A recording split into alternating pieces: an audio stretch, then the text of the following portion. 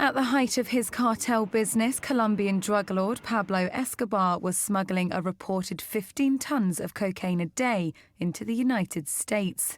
Later, in 1993, the world's most violent and notorious drug lord was gunned down by police on a Medellin rooftop.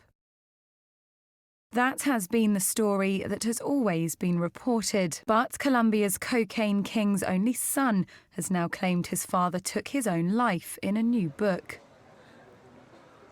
Called My Father, Juan Pablo Escobar's book provides an intimate portrait of his father, from his habits, escapades and even a family betrayal by Pablo Escobar's brother and former Medellin cartel accountant, Roberto Escobar. The claims come more than 2 decades after Pablo Escobar's death, with his son saying Colombia is finally ready to hear his story. My idea was a personal decision to tell the story in the first person with the intention of telling the truth about what happened during those days.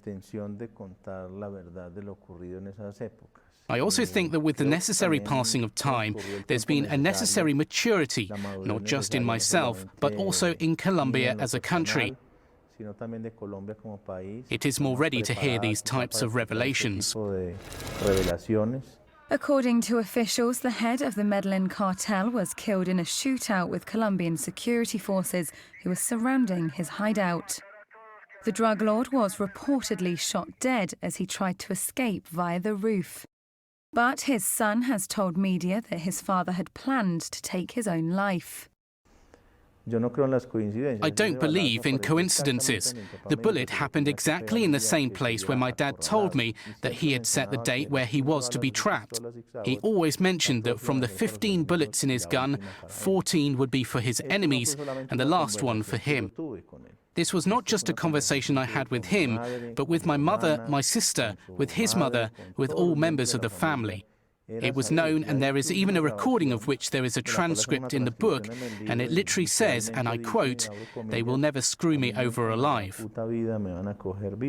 Following Escobar's death, Juan Pablo, his mother and sister moved to Argentina to start a new life.